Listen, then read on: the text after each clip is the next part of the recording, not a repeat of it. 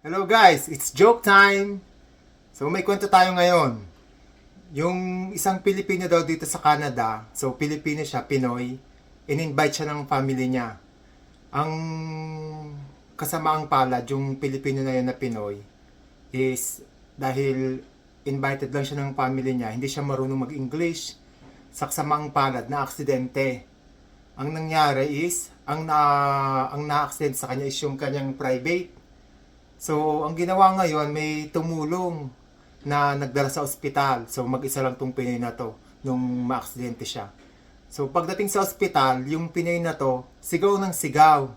Sabi niya, tulong! Tulong! So, sigaw siya ng sigaw. Tapos, tinuturo niya, sabi niya, tulong! Tulong! So, merong nurse, Canadian nurse na pumunta, lumapit. Babae. Tapos, di lumapit siya dun sa Pinoy na aksidente. Sabi ng Pinoy, tulong! Tulong!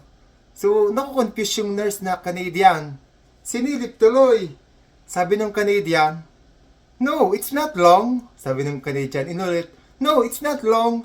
So, sigaw pa rin na sigaw yung Pinoy kasi nga, nanghihingi siya ng tulong. Tulong! Tulong! Tapos, hindi na inintindi ng nurse kasi sabi nga ng nurse, it's not long.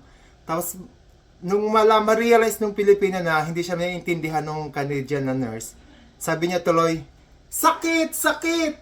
Sakit! Sakit! Na napalaki yung mata ng nurse. Sabi niya, what? So, inulit-ulit ang Pinoy, sabi niya, sakit! Sakit! So, ang sinasabi ng Pilipino, masakit daw. Sabi ng nurse, are you crazy? I'm not gonna sakit.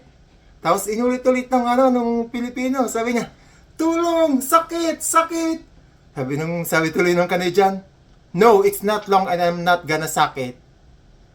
That's the story. Kung natawa kayo, share now para matawa din yung iba.